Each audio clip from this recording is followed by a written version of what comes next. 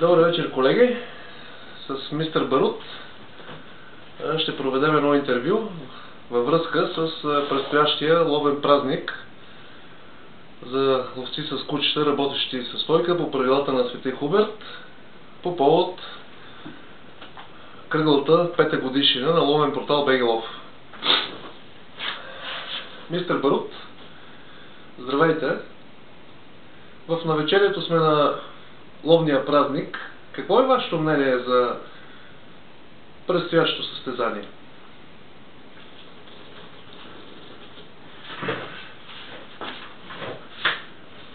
Така, аз какво да ти кажа, знаеш много добре, че паднали ми с года, няма да има милост за никого.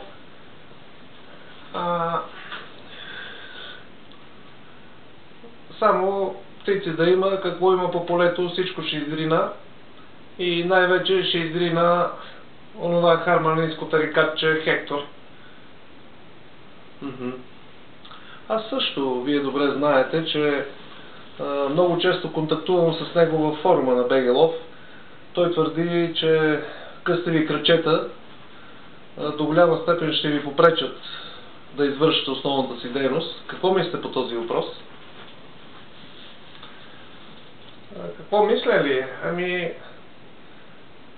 Да идеме път да види той какво че му измисла. Такава изненада съм му приготвил, че опашка ще му порасне на газон.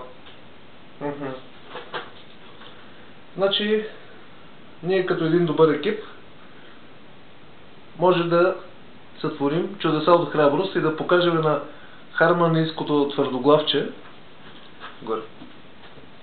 Браво. Дай целука. Браво. Да. Какво може екипа Ицо и Барут? Това е, колеги. За вас с голямо удоволствие от София, днес 24 януари, Барут и Христо Гроскови. Маслука.